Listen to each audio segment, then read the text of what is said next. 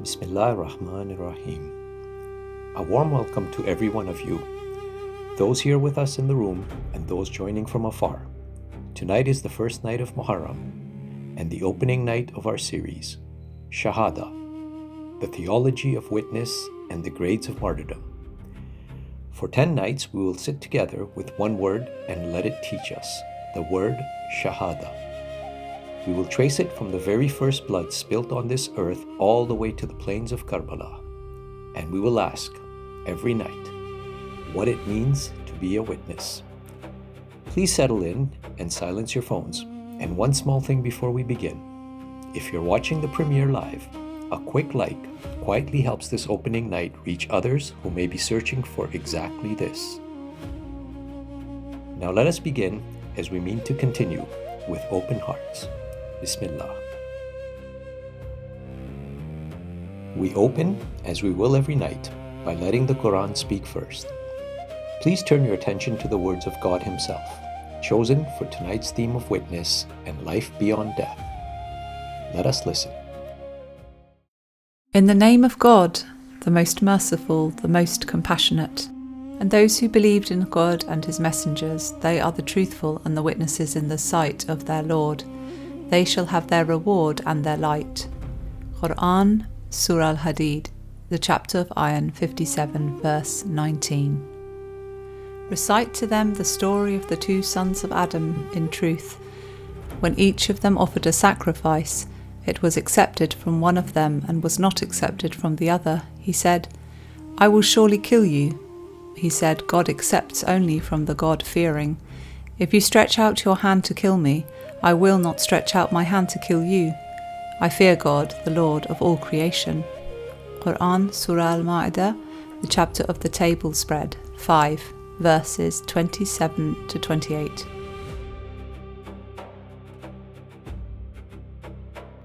And now, a few couplets, poetry chosen to carry tonight's theme into the heart, where prose cannot always reach. Let the words sit with you. The days of mourning are upon us, and cry we shall, but who and what shall we cry upon? Will we lament the master of success because he was a victim?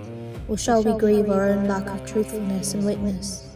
For God challenges us in al-Hadid that if we want a real reward in light, as believers in Him and His messengers, witnesses we shall be, whether in death or in life. We now come to the heart of the evening. It is my honor to invite our speaker, Shaykh Shabbir Hassanally, who will deliver tonight's sermon. Where is your brother? On what it truly means to bear witness and why a martyr is never a victim. A word on what is to come. The Shaykh's sermon will flow without a break into the Maqtal. Tonight, the story of Habil, also known as Abel, the first one ever to bear witness, and will close with a supplication. So let us hold our stillness all the way through. I invite you now to receive Shaykh Shabbir Hassanally.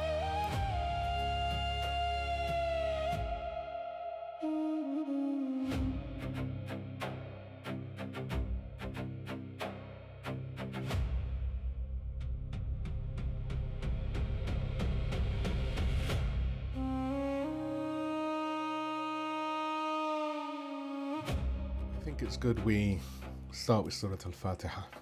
Bismillah ar-Rahman ar-Rahim, alhamdulillah rabbil alameen. Ar-Rahman ar-Rahim, maliki yawmiddin, iyaka na'budu wa iyaka nasta'in, ihdina as-sirata al-mustaqim, sirata alladhina an'amta alayhim, ghayri al-maghdubi alayhim, wa lad-dallin, sadaqallahu al-aliyyul azim. أعوذ بالله السميع العليم من الشيطان اللعين الرجيم. بسم الله الرحمن الرحيم. السلام عليك يا أبا عبد الله وعلى الأواهي التي حلت بفنائك.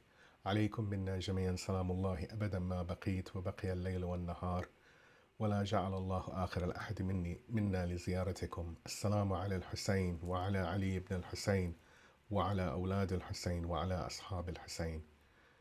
Peace be upon you, O Aba Abdullah, and upon the souls who have gathered in your courtyard. Upon you from us is the peace of God forever, for as long as we remain and as long as night and day endure. And may God never make this our last pledge to visit you. Peace be upon al-Husayn and upon Ali, the son of Husayn, and upon the children of Husayn, and upon the companions of Husayn.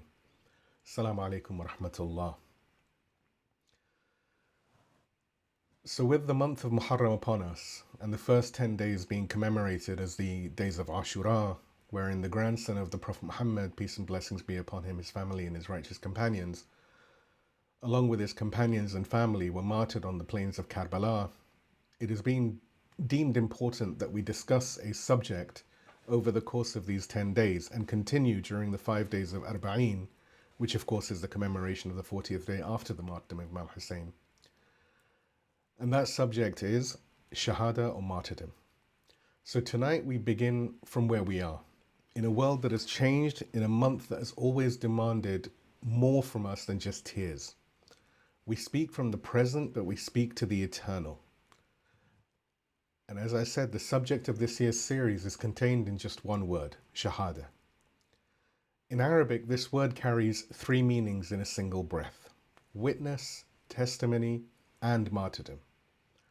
The Greek word martis, from which our English word martyr descends, does the same work. It simply means witness. Every tradition that has met God has sensed the connection. What we will show, God willing, across these 15 nights is that Islam, and specifically the understanding rooted in the Quran and the teachings of the Imams, the Ahl al-Bayt, peace and blessings be upon them, preserves the fullest meaning of this word. That to die for the truth and to testify to the truth are not 2 separate acts, but one continuous vocation.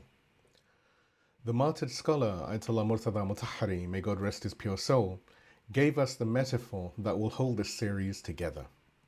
In his book, The Martyr, he writes, "The martyrs are the candles of society. They burn themselves out and illuminate society. If they do not shed their light, no organization can shine." And the references for all of these are in the write-up, which is at reflections313.com. Every session returns to this. The candle, the lamp, the light that feeds on itself in order to feed the world. The Quran, of course, as always, opens our path tonight with a verse from Surah al-Hadid, the chapter of the Ayan, 57th chapter of the Quran, and it's verse number 19, where Allah subhanahu wa ta'ala says, "And those who believe in God and His messengers, they are the truthful and the witnesses in the sight of their Lord. They shall have their reward and their light." Now notice what this verse does. It joins 2 words together, as-siddiqun, meaning the truthful, and ash-shuhada, meaning the witnesses, and it makes them one class. It does not say that the truthful are one group and the witnesses another. It says those who believed and are truthful and the witnesses, are truthful and the witnesses. To be truthful and to be a witness are, in the grammar of the Quran, therefore, the same station. And notice what it does not do. It does not restrict the word shuhada, the witnesses, to those killed upon a battlefield. It applies the word to those who believed. Every believer, the verse tells us, has within them the station of the witness. Whether that witnessing takes the form of a life given on a plain in Iraq, for example, or a life lived with quiet conviction in a suburb of Manchester, is a question of degree, not of kind. That is our starting point tonight. The word itself, what it means, what it asks of us, and what we have done to it. So this is Muharram. In a few nights, we will be weeping, and we should weep. But before we weep, we must understand what we are weeping for. If we weep for a victim, we have wept for the wrong thing. If we weep for a witness, we have begun to understand. If we say Shaheed in our supplications, we say it in all the Ziyarat, in the salutations. We say it every Muharram. We say the master of the martyrs, Sayyid al-Shuhada, and we mean Imam al-Husayn, peace and blessings be upon him. But if someone or anyone in this room tonight were to stop us and ask, what does the word martyr actually mean? Not what it makes us feel, what it actually means. Could we answer? The honest answer, for many of us, is that we're not entirely sure. We know the feeling that the word produces. We know the grief. We know the reverence. But the meaning, the theology of the word, the reason the Quran uses it, the distinction it draws and the obligation it places has over time drifted away from us. We've been left with a sound, a sacred sound, but one whose weight we have quietly set down without even realizing it. Tonight we pick it up again. And we pick it up by going back, not to Karbala, not yet, but to the very first person who earned this title, this word. A person our own tradition has, unfortunately, in a quiet way, all but forgotten. In our majalis, in our sessions across the Shi'i world, we very rarely speak of Abel or Habil. Of course, we tell his story in children's books, but then we move on. The first witness in the history of the earth, the first human being to stand where Imam al-Husayn, peace and blessings be upon him, would one day stand, and to say what Imam Hussein would one day say, and we have tragically let him slip quietly out of our rotation. Tonight, God willing, we bring him back. Because if we cannot see Abel for what he was, we will not see Imam al-Hussein for what he was either. And the whole of the series begins there. So let us open the book. In Surah Al-Ma'idah, the chapter of the table spread, 5th chapter of the Quran, verse 27 to 31, Allah subhanahu wa ta'ala tells us, let us read what the Quran actually says about the first witness. Not what we think it says, not what we might remember from childhood, but what it actually says. And Allah subhanahu wa ta'ala says, recite to them the story of the two sons of Adam in truth. When each of them offered a sacrifice, it was accepted from one of them and was not accepted from the other. He said, I will surely kill you. He said, God accepts only from the God-fearing. If you stretch out your hand to kill me, I will not stretch out my hand to kill you. I fear God, the Lord of all creation. Please give me a salawat. اللهم صل على محمد اللهم صل على محمد وآل وآل محمد. These are the first recorded words of the first witness, and they deserve to be read slowly and to be reflected upon. Notice what the Quran actually does over here. Firstly, it doesn't name the two brothers. The tradition, the hadith, names them Abel or Habil and Cain, Qabil. But the Quran simply calls them the two sons of Adam. The story is universal before it is particular. It belongs to every human being before it belongs to any one community. And notice what the Quran preserves. It doesn't give us a graphic description or any description of the killing. It doesn't dwell on the violence, the method, the bloodshed. What it preserves are Abel's words. That is the Quranic move. The book records what Abel said, not merely what happened to him. And what he said is a testimony, a Shahada in the fullest sense of the word. Two sentences. Firstly, I will not stretch out my hand to kill you. And second, I fear God, the Lord of all creation.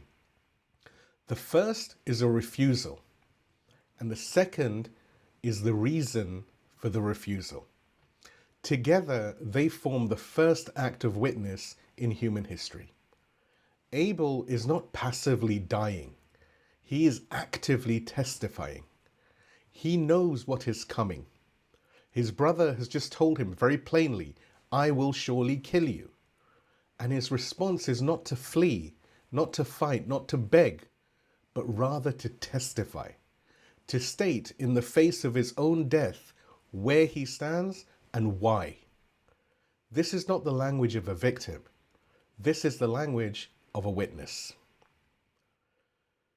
Now, Allama Sayyid Muhammad Hussain Tabatabai, may God rest his pure soul, in his monumental commentary on the Quran, Al-Mizan fi Tafsir al-Quran, pauses on Abel's words and draws out something our pulpits unfortunately have rarely noticed. He observes that God, and the references of course are all in the write-up, he observes that God quotes Abel's statement, "I fear God, the Lord of all creation," without a rebuttal. The Quran does not correct him. It does not qualify the claim. It doesn't add any caveat. It lets the words stand. And Allama then points to another verse to explain why this matters.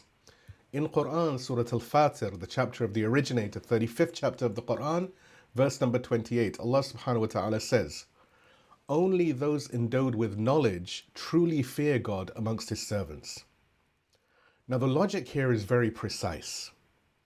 If the Quran confirms that Abel feared God, and if the Quran states also, even if elsewhere, that only those with knowledge truly fear God, then God has implicitly confirmed that Abel was a man of knowledge, not merely an innocent victim, but a conscious, knowing witness whose testimony was rooted in understanding.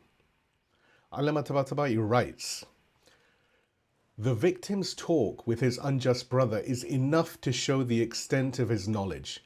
You will find in it deep sagacity, wisdom, and good sermon. He showed with his clean disposition and pure nature that the human race was bound to multiply, and their bands would contain individuals of diverse characters. Some would be pious, others unjust and transgressors. However, there is one Lord who is their owner and the owner of all the worlds, and he manages their affairs. It is an aspect of his perfect management that he likes and loves justice and beneficence, and dislikes and hates injustice and transgression. It follows that man must fear God and acquire piety, and this is religion." In other words, Abel's two sentences in the field are not the words of a frightened man hoping to avoid a fight. They are rather a theological argument. Abel is saying, there is a God, he is watching, and I will not wage war against his lordship by raising my hand against my brother. This is not passivity. It is the deepest form of action available to a human being. It is testimony. And Allama Tabatabai makes one more crucial point that we should really hear. He addresses directly the objection that some have raised, that Abel was weak, that he should have fought back, that his acceptance of death was a form of surrender. Allama's answer is exact and precise, and he said, "He had not said, 'I shall not defend myself and shall let you do whatever you want to do with me.' He had only said, 'I do not wish to kill you.' The verse does not say that he was killed and knowingly refused to defend himself. Abel refused to kill. He did not refuse to live. And that distinction is what is important. A victim submits. A witness refuses to become the mirror image of his or her oppressor, who refuses to answer violence with violence, murder with murder, while standing his ground on the only ground that matters. I fear God." This is precisely the station Imam al-Hussain, peace and blessings be upon him, will occupy at Karbala, and it is the station this series will return to again and again. Now the Quran continues, and this is from Surah Al-Ma'idah, 5th chapter of the Quran, the chapter of the table spread, verses 30 to 31 now. And the story of Abel continues. And God is right now talking about Cain. "Then his soul prompted him to kill his brother, so he killed him, and he became of those who are lost. Then God sent a crow, scratching at the ground to show him how to cover the body of his brother. And he, Cain, said, Woe to me! Am I not even able to be like this crow and cover the body of my brother? And he became of those who are regretful. Here is the heart of the first point of tonight, and it is the point that will carry us throughout the entire series. The Quran tells us that Cain regretted. The first witness changed the heart of his own killer. Think about what that means. When a person is merely killed, when they are simply a body on the ground, a victim of someone else's rage or jealousy or political convenience, the killer walks away. The killing is then absorbed into history as a crime and the world moves on. The victim is mourned, perhaps, but the mourning is more about pity. It is certainly not about transformation. But when a person testifies, when they stand where they stand and they say, I fear God, and refuse to raise their hand, the killing becomes something that the killer can simply not digest. It sits in him, it works on him. He can't walk away cleanly. He is, in the Quran's words, of those who regret. Not because he is a good person, not because he has repented in the full sense, or in any sense, but because the witness was too bright for his eyes to close against.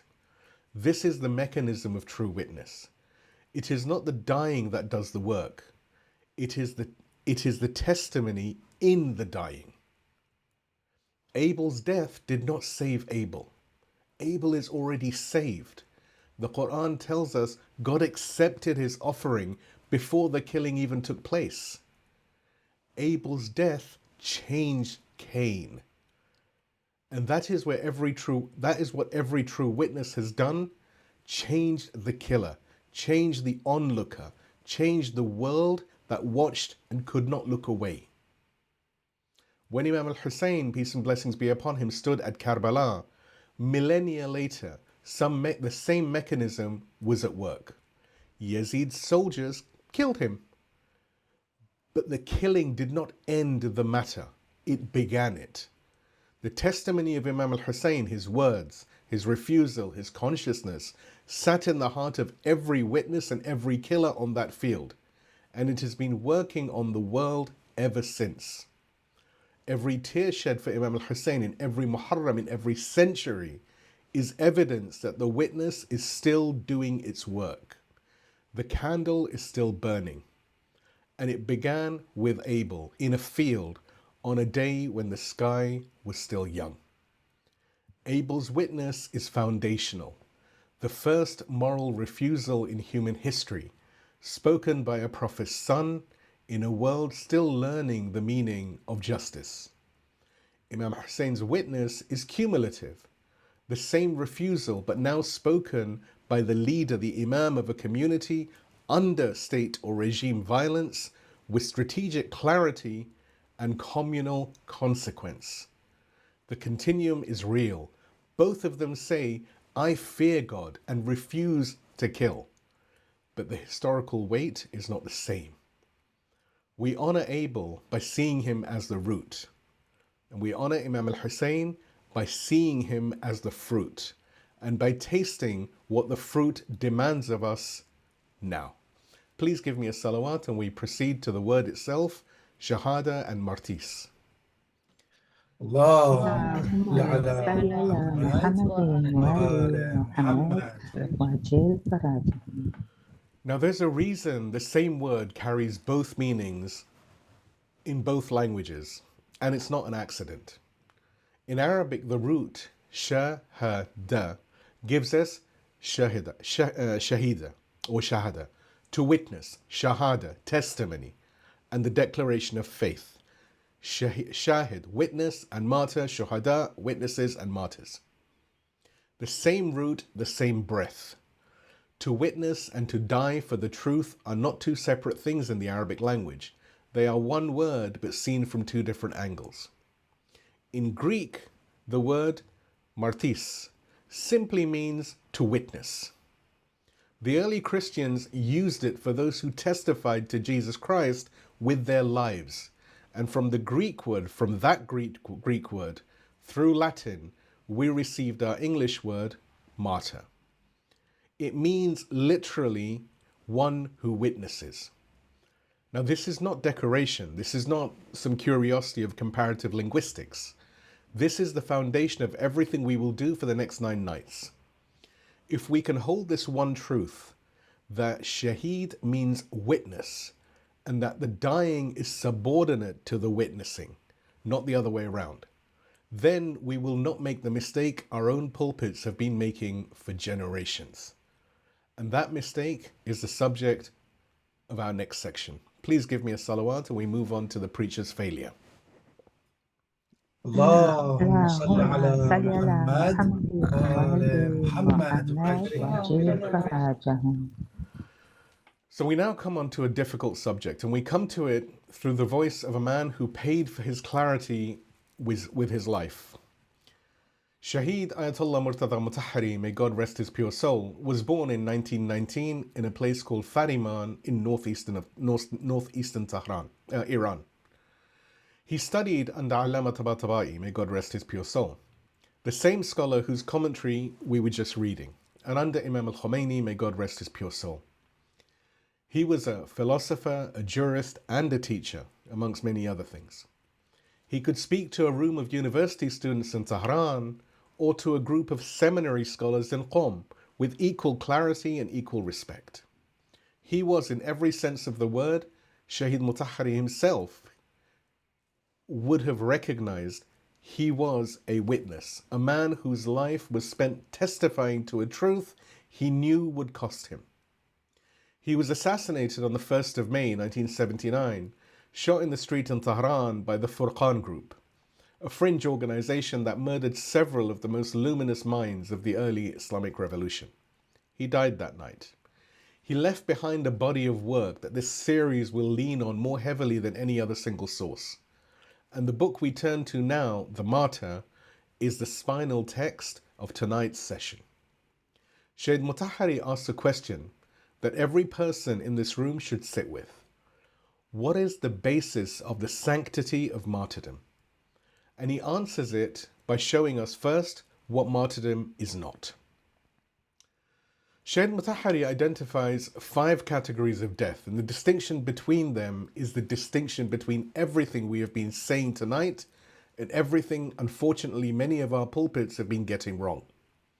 We will return to these categories in full depth in the 3rd session of this series, but tonight we must name them, because without them, the rest of the argument doesn't hold and will not make sense. So Shaheed Mutahhari says, and of course all of the references are in the write-up. Shaheed Mutahhari says, we know there are several kinds of death. The first is natural death. A person lives out their natural lifespan and dies of old age. This type of death is considered ordinary. It brings neither glory nor moral blame, and it does not cause profound shock. The second is premature or accidental death. Death resulting from illness or natural disasters and accidents, like earthquakes or floods. While it carries no moral blame, it can be seen as a tragic loss, a wasting of life, bringing deep sorrow to those who have been left behind. The third is death as a victim of crime. Death where the person is the innocent victim of a crime, killed due to another's malice, hatred, or greed. It is shocking and pitiable, but because the victim had no active, voluntary choice in the matter, it is not a matter of theological pride or glory. The fourth is death that itself is a crime. Deaths where the act of dying is itself a crime and a sin, such as suicide. This is a deliberate and completely unjustified destruction of the self and is the worst kind of death. And the fifth is martyrdom, a death that a person consciously, voluntarily, and knowingly embraces for a sacred divine purpose in the way of God. This is the only type of death which is higher, greater, and holier than life itself. 2 elements define this 5th type of death, not 1 but 2. The life is offered for a cause, and the offering is made consciously. Both of these are necessary. Without the cause, it is merely a death. Without the consciousness, it is merely an accident. Only when both are present, the sacred cause and the full awareness of what one is doing, does the death become a witness, a shahada, a candle that lights the room. Now Shaykh Mutahari turns his gaze, and it is a loving gaze, but an unflinching one, upon the community at large, specifically upon the preachers and the pulpits, upon the way that we have been telling the story of Karbala for generations. Shaykh Mutahari says, "It is regrettable that most of the preachers who narrate the story of Karbala call Imam Hussein the master of martyrs, and yet they have little analytical insight into the question of martyrdom. They describe the events in such a way as though he lost his life in vain." Think about what has just been said. Let it sit. The same error a modern listener might make about Abel. He was a victim of his brother's jealousy. Is the error our own pulpits have been making about Imam al-Hussein for generations. He was a victim of Yazid's cruelty. He was unjustly killed. How sad, how terrible. Let us weep. That is not what Imam Hussein was. That is not what Abel was. That is not what any true witness has ever been. Shaykh Mutahari continues, "Many of our people mourn Imam al-Hussein for his innocence. They regret that he was a victim of the selfishness of a power-hungry man who shed his blood through no fault of his own. Had the fact really been so simple, Imam al-Hussein would have been regarded only as an innocent person to whom a great injustice was done. But he could not have been called a martyr, let alone his being the master of the martyrs." Now this is the heart of the indictment. When we mourn Imam al-Hussein as a victim, when we reduce the events of Karbala to a tragedy that happened to a good man, we place him in Shaykh Mutahari's third category, criminal death. We are saying something terrible happened to someone who did not deserve it. And that is true as far as it goes. But it does not go far enough. It does not go anywhere near far enough. Imam al-Hussein is not in the third category. He is in the fifth. He is a conscious witness. He knew what was coming. He had told his companions so plainly, especially on the night before Ashura. He chose not to give allegiance. He chose to stand. He chose to testify. His opponents wanted him to pledge his hand to Yazid, and he, knowing fully well what the consequences would be, refused. He regarded it as a great sin to remain silent at that moment. The difference between the third category and the fifth is the difference between a victim and a candle. A victim is an object of pity. A candle is a source of light.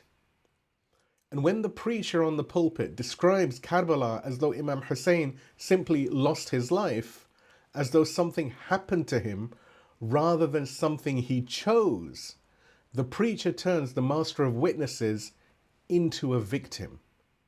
And a victim cannot light a room.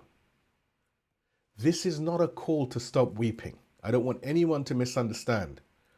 The Prophet Muhammad, peace and blessings be upon him, his family and righteous companions, wept for Imam al-Hussein even before Imam al-Hussein was born. The Imams wept and they still weep. Imam Mahdi weeps. The Quran commands us to remember, the tears are not the problem. Tears without understanding water the soil. Understanding without tears leaves it barren. We need both. What Shaykh Mutahari warns against is not grief. It is grief that stops at grief, that does not ask, what did this witness choose? And what does that choice ask of me?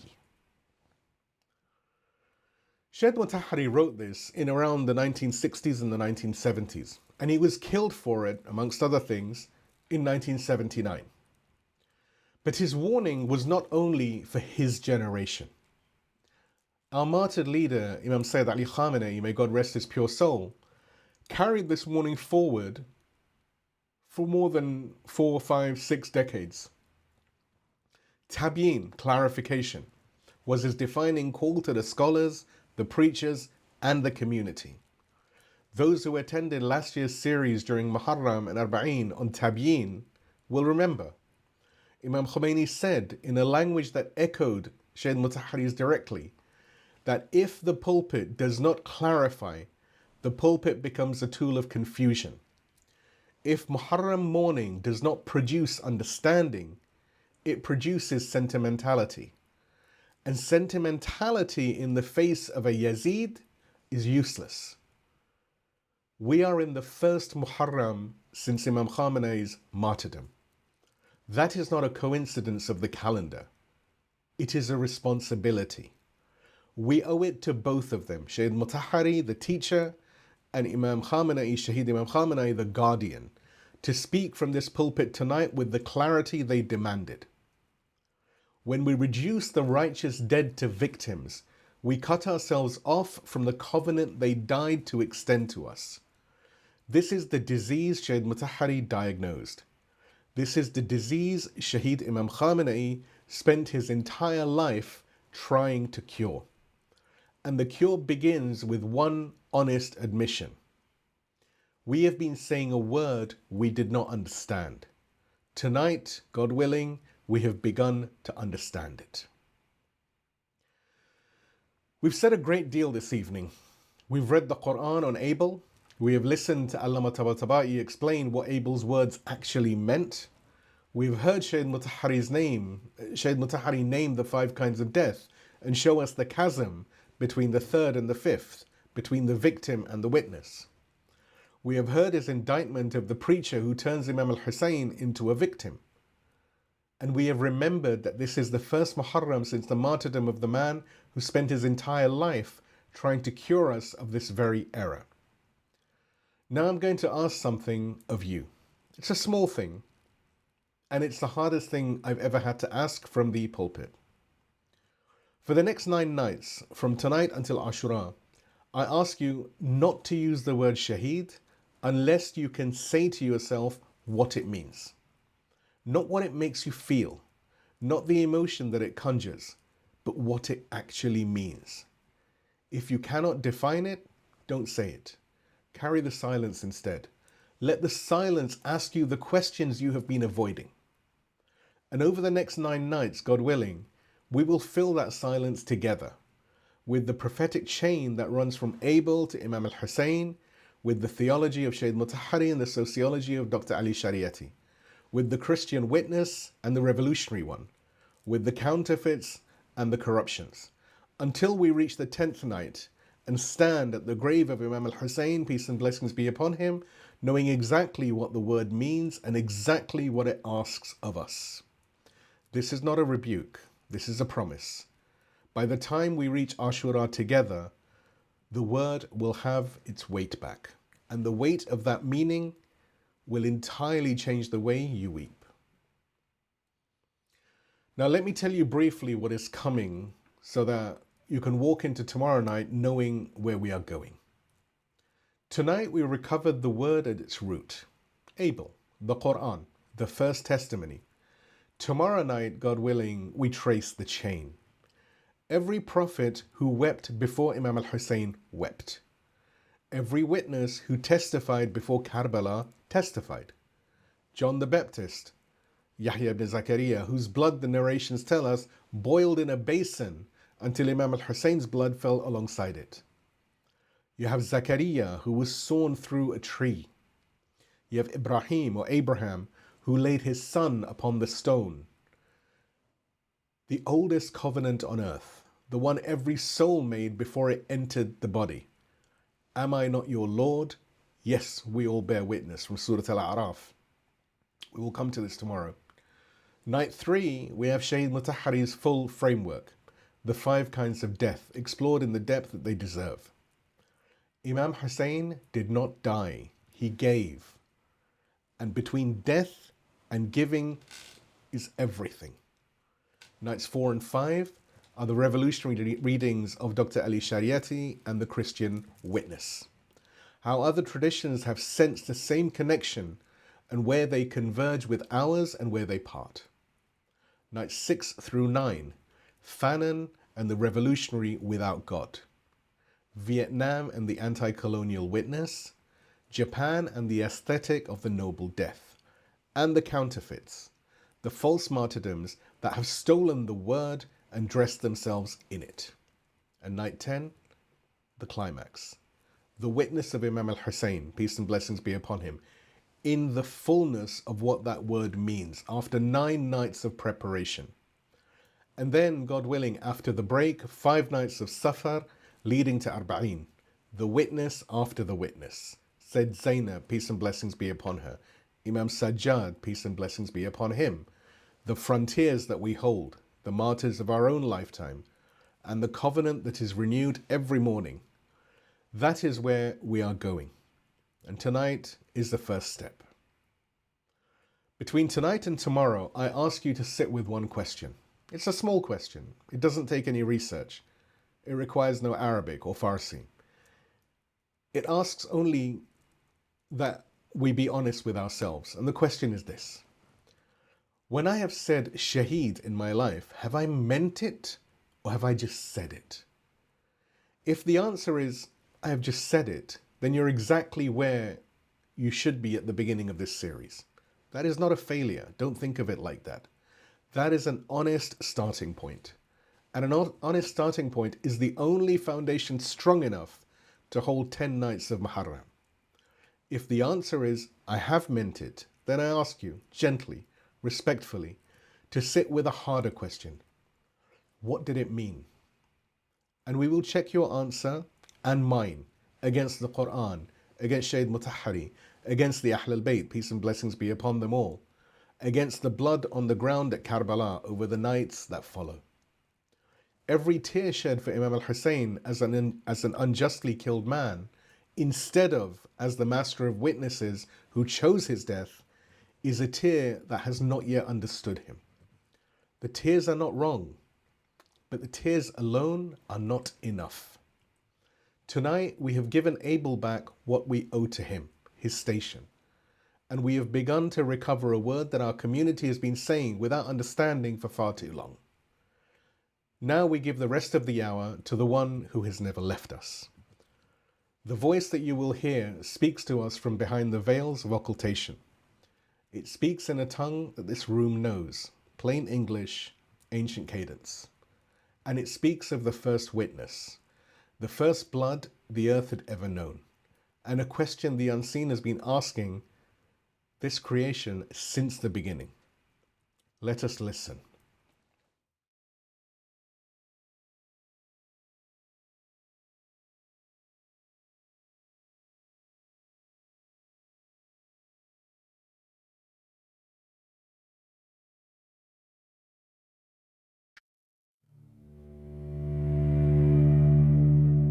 I speak to you from behind the veils of the occultation. I speak to you on the first night of the month of my grandfather, the month the earth holds its breath to wait for Ashura. And I ask you to listen for one voice before you listen for the others. Not for Hussein tonight, not yet. For the first, for the one our own rooms have almost forgotten. For the one who has stood for 6,000 years at the beginning of the chain and has waited for a tongue that would say his name, without turning him into a children's story.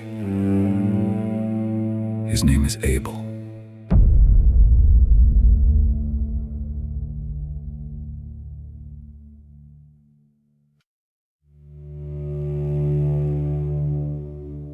He was the first man born of a woman. He was the first son of the first father. When the earth had known no grave, when the ground had drunk no blood, when no tongue had yet shaped the word murderer, he was the one the test came to. 2 brothers brought an offering. One brought the best of his flock, the firstborn, the soft-limbed, the one he loved. The other brought the leavings of his field, what he could spare. God accepted the one who gave what he loved. God did not accept the one who gave what he could spare.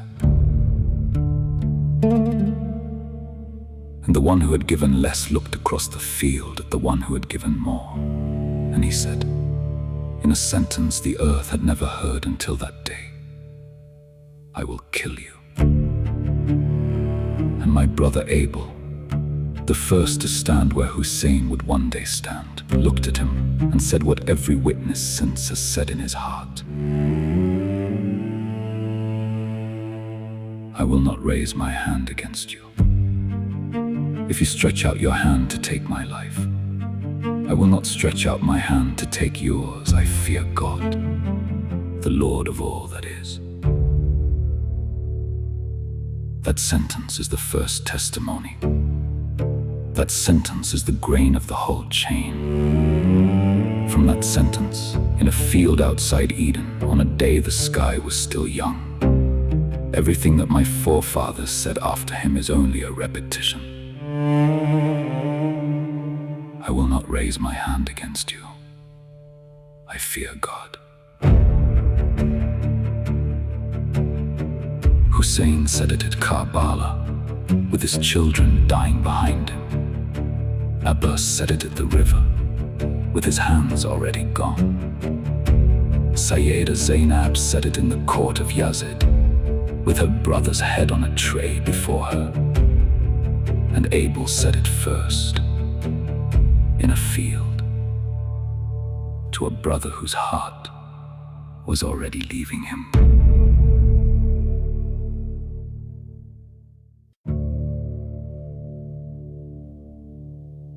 The earth had never drunk blood before that day. Listen to this, for the scholars of my house have told it, and it is true. When the first drop fell, when my brother Abel went down into the grass, and the grass did not know what to do with him, the ground itself did not know.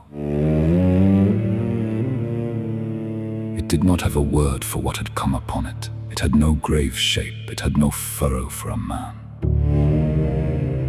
And so the first killer stood with the body of the first witness, and he did not know what to do either. He carried him. He set him down. He carried him again. Until God, in his mercy even to him, sent a crow. And the crow scratched the earth in front of him until a hollow opened in the ground. That was how the first grave was dug on this earth, by a bird in front of a killer over the body of the one who would not raise his hand. And the ground did finally receive him. But the ground has never stopped remembering.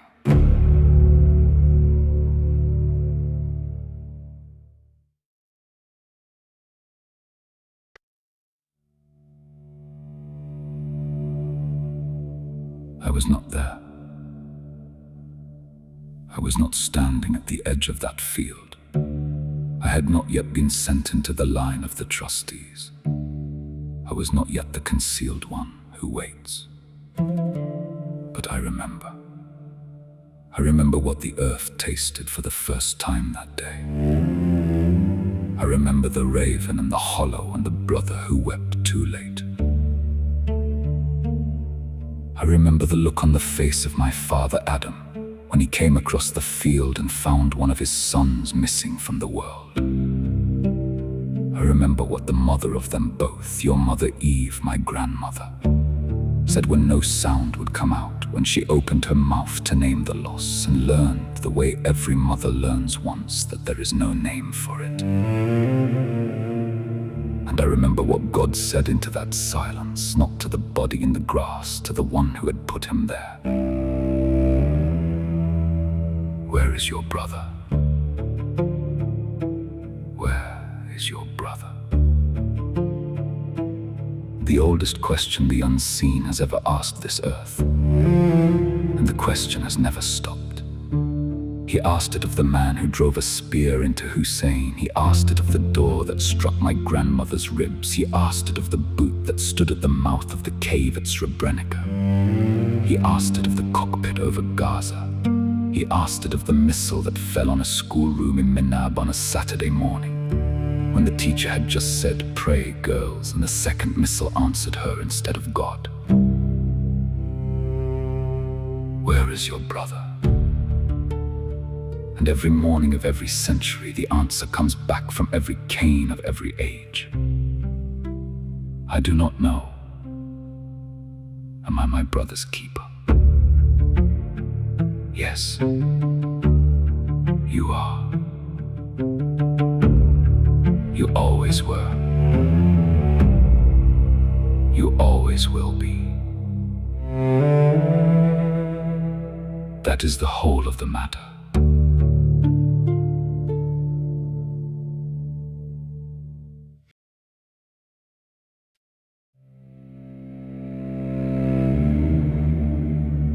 My brothers, my sisters, hear what was given to you in that field, though no one has said it to you plainly in a long time. My brother Abel is not the first victim. He is the first witness. He is the first candle of the chain of witnesses that runs through my house, through Noah, who grieved a son who would not come aboard, through Abraham, who laid his own son on the stone and was spared the cut, through the prophet John, whose blood the narrations tell us boiled in a basin until Husayn's blood boiled beside it 14 centuries later, through Zechariah and Jesus and every faithful tongue between them, through my grandfather Muhammad, peace and blessings be upon him, his family and his righteous companions, through my forefather Ali in the mihrab of Kufa, through my grandmother Sayyida Fatima at the door of her own house, through my forefather Husayn on the plain of Karbala, and from him into every scholar, every soldier, every mother, every child who has ever stood where the world told them to kneel and said, "I will not raise my hand against you. I fear God." That sentence is one sentence. It was said by one throat, which the chain has handed from Abel to this hour. And the candle my brother lit in that field has never gone out. It is this one.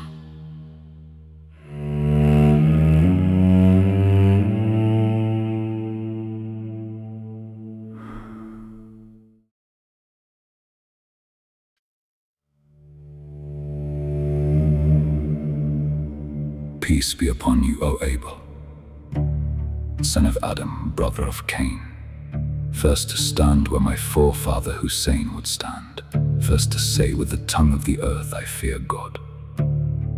Peace be upon you, and peace upon the hollow the crow opened for you, and peace upon every brother and every sister who has, since that day, refused the hand their brother raised against them.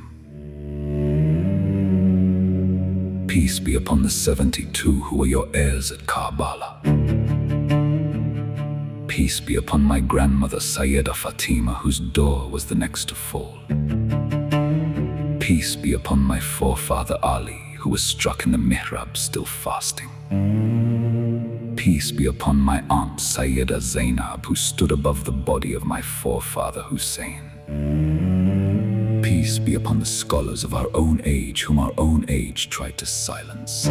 Shahid Motahari at the classroom door, Beheshti with his 72, the brother and sister Sadr in Najaf, and in this year, in the month the ink is still wet on.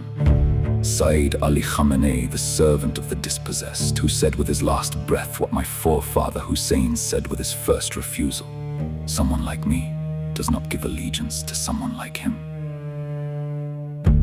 Peace be upon the commanders of the caravan, Soleimani Mughniye al-Muhandis Nasrallah, who took the sentence of Abel and carried it into their own fields. Peace be upon the daughters of the good tree, the children of Menab, the children of Gaza, the children whose names the world did not learn. And may the distance of God's mercy, the long, eternal, unappealable distance, fall upon every hand that has struck, from the first hand to the last, from Cain in the field to the cockpit over the schoolroom. For the line of the one who raises his hand is one line, and the line of the one who does not raise it is one line, and the distance between them is God's. I was not there, but I remember, and I remain behind the veils until the permission is given, and the hearts are ready, and the 313 have gathered. Until then, do not wait for me in stillness. Wait for me with your hand lowered.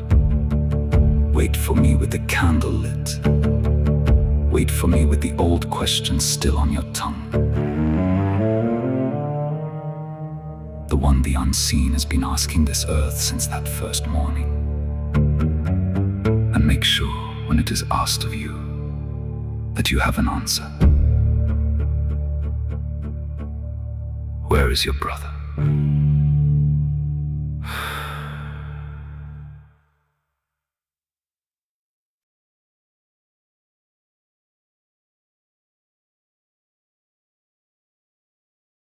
And now we have a brief supplication before we close for the night.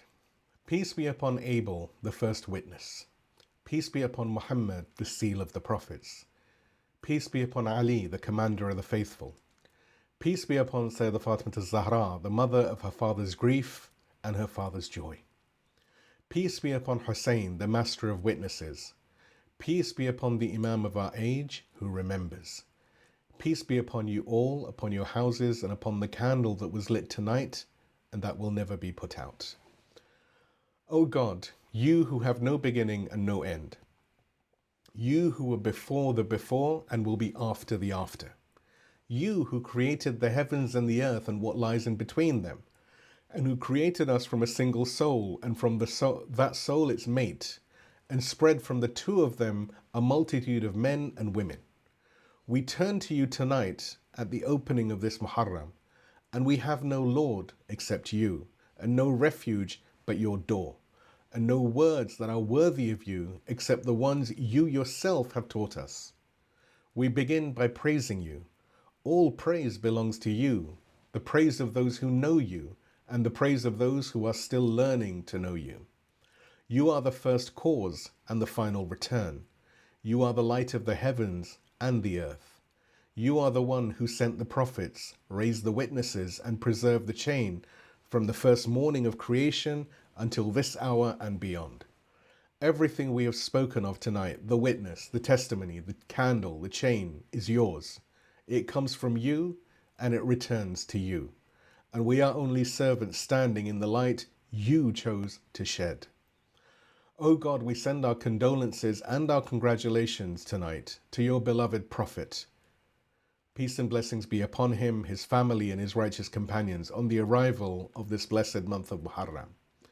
Condolences because this is the month in which his grandson, the light of his eye, the joy of his heart, the one he lifted on his shoulders and called the master of the youth of paradise, will be slain on a plain in Iraq, thirsty, surrounded with the bodies of his children and companions around him. And congratulations, because that grandson's witness has not ended. It has burnt for 14 centuries and it burns now, in this very room, in this hour, and it will continue to burn until the day you raise him and the whole of creation sees what the witnesses always knew. O God, we send our condolences and our congratulations to our father Adam and our mother Eve. Peace and blessings be upon them both. O condolences because they were the first parents on this earth to lose a child to murder. And no parent from that day to this has ever fully understood what was taken from them in that field. And congratulations because the son they lost was not lost. He was the first witness. He was the first candle. And the chain that began with his blood has produced Imam al-Husayn and Sayyid Zainab and the 72 and every righteous soul that has stood where the world told them to kneel. Their son Abel is at the head of a caravan that they could not have imagined. And what a caravan it is. O God, we send our salutations and peace to the Imam of our age, the proof of your existence upon this earth, the hidden one, the awaited one, the son of Hassan al-Askari. Peace and blessings be upon them both, and may you, our beloved Lord, hasten his return. We have heard his voice tonight, or as close to his voice as our English tongue can carry. We know he watches, we know he waits. We know that he carries within him the memory of every witness from Abel to this hour and beyond, and that not one drop of blood, not one tear, not one refusal to bow has been forgotten by him. We ask you to hasten his return. We ask you to make us worthy of his return. We ask you, until that day, to keep us among those who carry the candle he has entrusted to us, and who never set it down. O God, we send our salutations tonight to Imam al-Husayn, the master of witnesses, the heir of Adam, the heir of Abraham, the heir of Moses, the heir of Muhammad, peace and blessings be upon him, the one in whom every testimony before him was gathered and completed. We greet him with the greeting of those who are beginning to understand, not those who have arrived, but those who have taken the first step. We say to him tonight what the Ziyarah teaches us to say. Peace be upon you, O Aba Abdullah. Assalamu alayka ya Aba Abdullah. We did not fully understand the word we have been calling you by. Tonight we have begun, and we will not stop until we do. O God, accept from us this first night. We came to you with a word we had been using without fully understanding it. We leave tonight with the first thread of its meaning in our hands.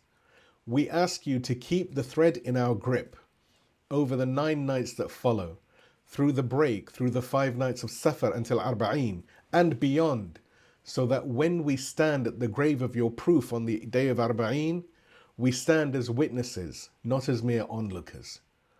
O God, you are everything. You were everything before the field, and you were everything after it.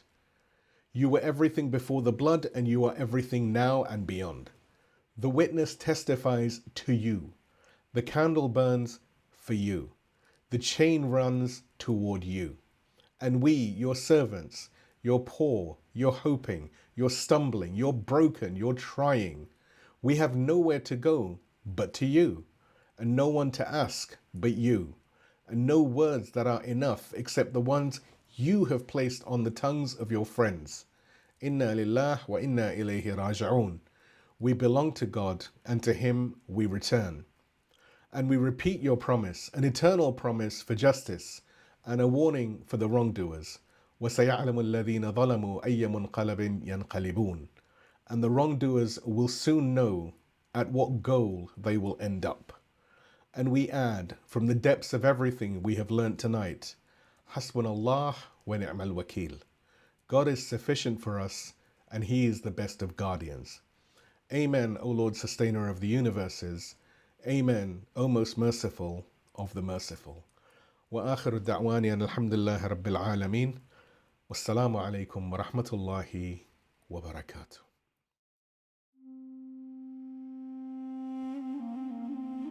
We now turn to Nohe. For those joining us for the first time, a Nohe is an elegy, mourning poetry, recited and sung in lament for Imam Husayn. Peace and blessings be upon him and the martyrs of Karbala. It is grief given a voice and love given a rhythm, and it is meant to be shared. So please join in the recitation and in the beating of the chest as your heart moves you. Tonight's Nohe is Caravan of Husayn.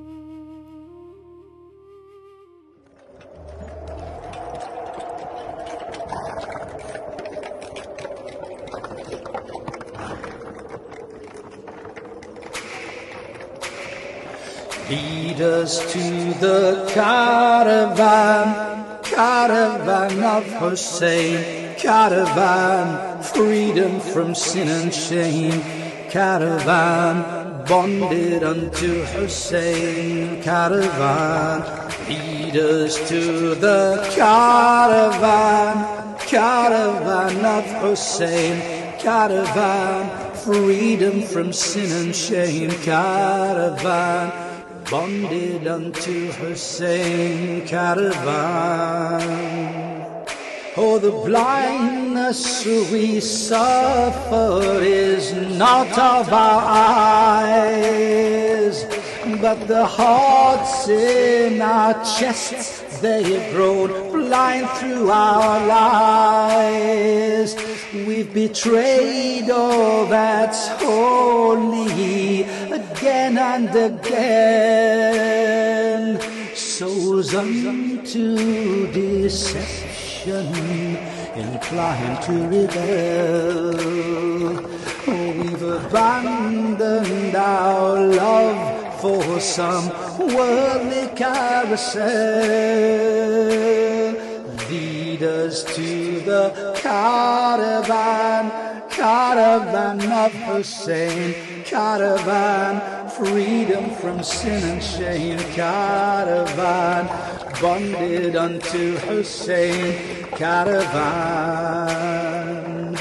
Oh, we talk of our longing to meet at Karbala,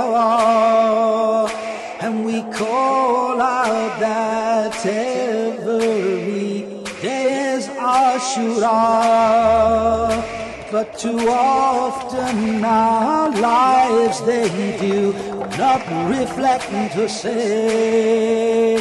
Our hearts must incline to Ziyarat al-Mustaqim. The oppressors must tremble before the mu'mineen. Lead us to the caravan, caravan of Husayn, caravan, freedom from sin and shame, caravan, bonded unto Husayn, caravan. Now we raise up our hands and cry, Ya Sayyidi, and the blood of Husayn will be never far from me. But we enslave our souls with the love of the world. Oh world, I divorce thee, must be our refrain. For the journey is long and lonely is Husayn. Lead us to the caravan, caravan of Husayn, caravan, freedom from sin and shame, caravan, bonded unto Husayn, caravan. Oh, the dust of Karbala must flow through our veins, for the cry of the kinsfolk must never be in vain. How the evil ones murdered the woman and child. They demolished and burned all the havens of the blessed. Oh, eternal the struggle for all the world's oppressed. Lead us to the caravan, caravan of Husayn, caravan, freedom from sin and shame, caravan, bonded unto Husayn, caravan. The caravan of Husayn travels ever on. It is found where the heartbroken always stand alone. In Rafah and Gaza and all of Palestine, where resistance and struggle and faithfulness exist. For the sake of Husayn, we will rise and we'll resist. Lead us to the caravan, caravan of Husayn, caravan, freedom from sin and shame, caravan, bonded unto Husayn caravan. Through thirst and starvation they tried to break their will. They mocked and they cursed, and how bitter was the pill. For the stance of Husayn, it could never be in vain. The victory assured and his flag raised aloft for Islam and justice, no matter what the cost. Lead us to the caravan of Husayn, caravan, freedom from sin and shame, caravan, bonded unto Husayn, caravan. Now the poor and oppressed hear them call out Ya Husayn, as the skies of al-Quds are ignited by a flame. Too long have the hands of our brothers been in chains. Now we stand arm in arm for the truth in unity, for love and for freedom and eternal victory. Lead us to the caravan of Husayn, caravan, freedom from sin and shame, caravan, bonded unto Husayn, caravan. The words of Husayn, how they give us clarity. The web of the spider, home of iniquities. Tyrants and gamblers, they'll find no hiding place from shadows and echoes from holy Khorasan. Our caravan's banner, Ya Sahib al-Zaman. Lead us to the caravan of Husayn, caravan, freedom from sin and shame, caravan, bonded unto Husayn, caravan. Lead us to the caravan of Husayn, caravan, freedom from sin and shame, caravan, bonded unto Husayn, caravan. Lead us to the caravan of Husayn, caravan, freedom from sin and shame, caravan.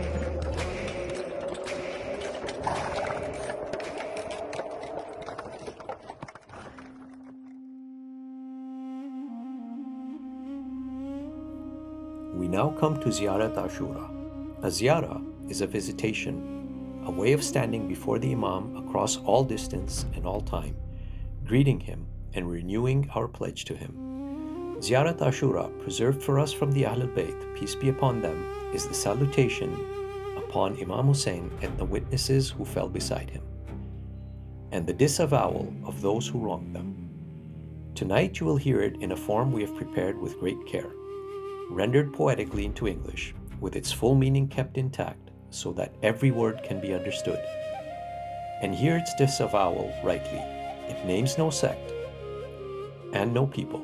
It stands against the lineage of tyranny that runs from Cain, who killed his own brother, through Pharaoh, down to Yazid, and it stands for the witness of God in every age. If you wish to understand more fully what a ziyarah is and who is named within it, we have prepared a short companion piece on our website. The link is in the description. Please stand or sit with reverence.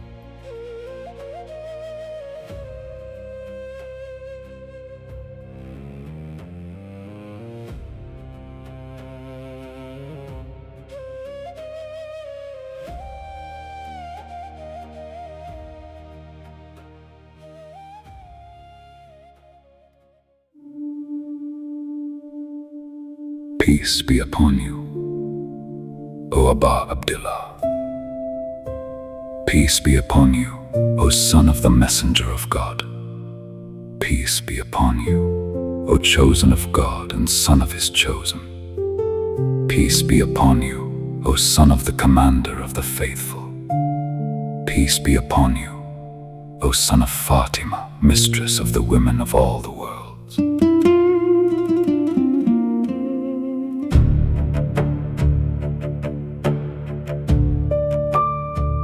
Peace be upon you, O blood whose claim is God's, and son of that same claim, the solitary one, his due not yet redeemed.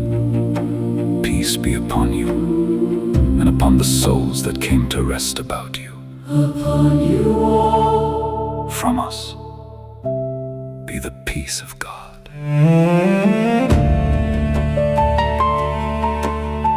For as long as we remain, and as long as night and day endure.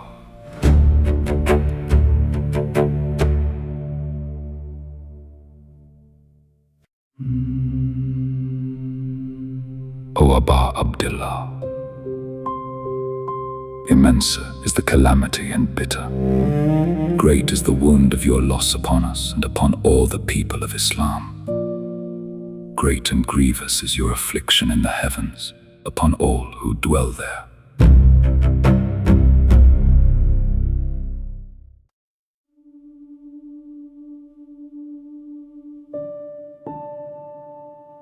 May the mercy of God be distant from a people who laid the first foundation of injustice and tyranny against you, O people of the house. May the mercy of God be distant from a people who drove you from your station and tore you from the ranks in which God himself had placed you.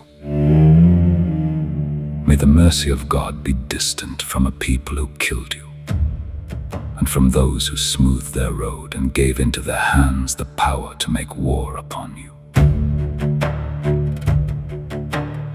We disown them before God and before you, them and their partisans, their followers, their friends.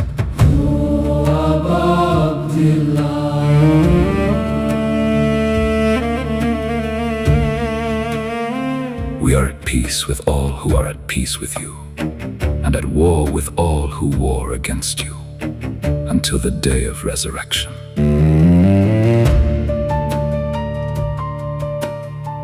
May the mercy of God be distant from the house of Ziyad and the house of Marwan, from the clan of Umayyah, every one of them, from the son of Marjana, from Umar, son of Saad, from Shimr, and from a people who saddled their horses and bridled them and masked their faces to make war upon you.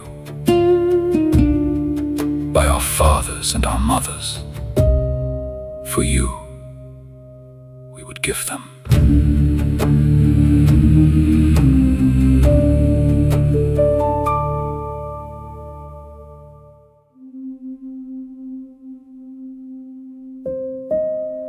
Great is our grief for you, and so we ask of God, who ennobled your station and honored us through you, that he grant us to seek the requital of your blood at the side of an Imam divinely aided, from the household of Muhammad, peace and blessings be upon him and his family.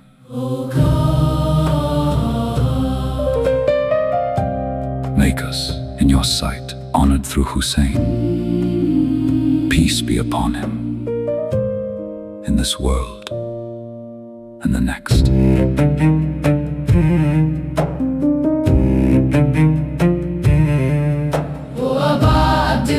We draw near to God and to his messenger and to the commander of the faithful and to Fatima and to Hassan and to you through our love and loyalty to you, and through our disavowal of the one who fought you and raised against you the standard of war.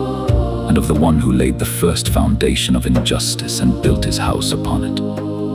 We disown them before God and before you.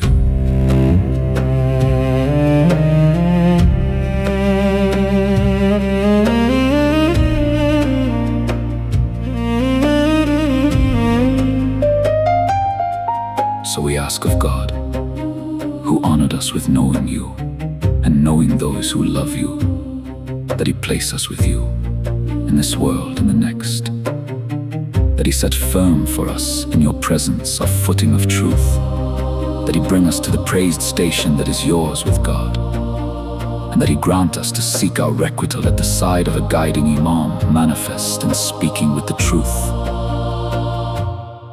from among you. O God, make our living the living of Muhammad and the family of Muhammad, and our dying the dying of Muhammad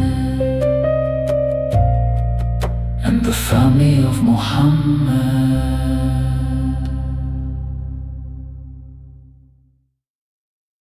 O God,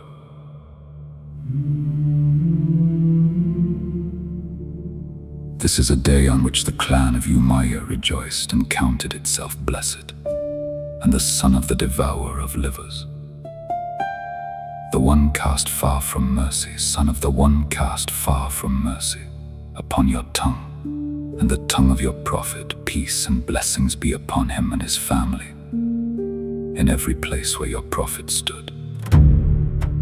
O God, let your mercy be far from Abu Sufyan and Muawiyah, and Yazid son of Muawiyah, upon them from you.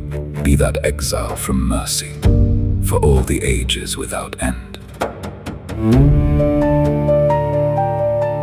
This is a day on which the house of Ziyad and the house of Marwan rejoiced at their killing of Husayn. God's blessings be upon him.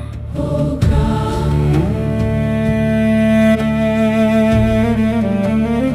multiply upon them the distance of your mercy and your punishment.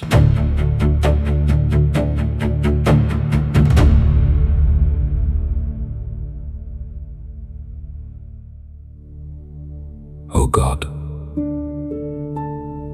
let your mercy be distant from the first who wronged the right of Muhammad and the family of Muhammad, and from the last who followed him upon that road. O God, let your mercy be distant from the band who fought against Husayn and sided with his killing and pledged to it and followed in it. O God, let your mercy be distant from them, all of them.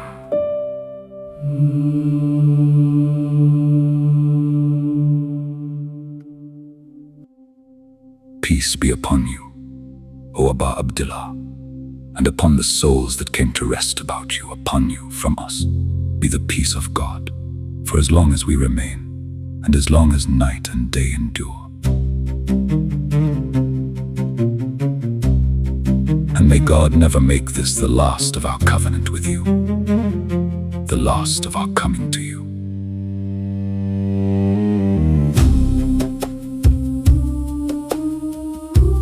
Peace be upon Husayn, and upon Ali son of Husayn, and upon the children of Husayn, and upon the companions of Husayn. O God, single out the first oppressor for the distance of your mercy from us. Begin with him first of all, then the second, the third, the fourth. O God, let your mercy be distant from Yazid the fifth, and from Ubaidullah son of Ziyad, and the son of Marjana, and Umar son of Saud, and Shimr, and the house of Abu Sufyan, and the house of Ziyad, and the house of Marwan, until the day of resurrection.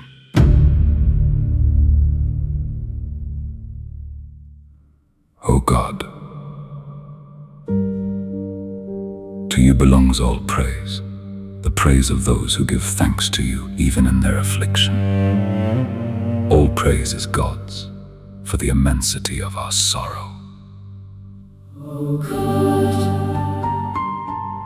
grant us the intercession of Husayn on the day we come before you, and set firm for us a footing of truth in your presence, with Husayn and the companions of Husayn, those who poured out their very lifeblood for Husayn, peace be upon him.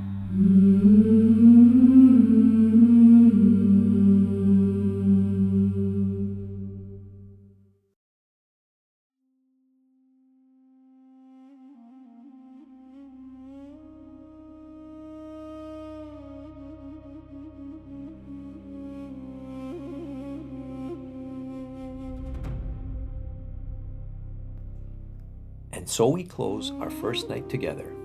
Thank you, every one of you, for coming, for your attention, and for your tears. And before we make our closing prayer, if tonight reached you, please do subscribe, like, and share this premiere, not for our sake, but so that the message of Imam Hussain, peace and blessings be upon him, reaches one more heart through you. May God accept the gathering from us. May He keep us among the truthful and the witnesses, and let our love for them show in how we live. And may God protect, guide, and strengthen our Wali al-Faqih, Imam Sayyid Mushtaba Khamenei. May God protect him until the appointed hour. We began tonight with the very first question ever asked of our brother about another. We will carry it with us all 10 nights, so we leave you with it now, gently. Where is your brother? Good night, and may God keep you.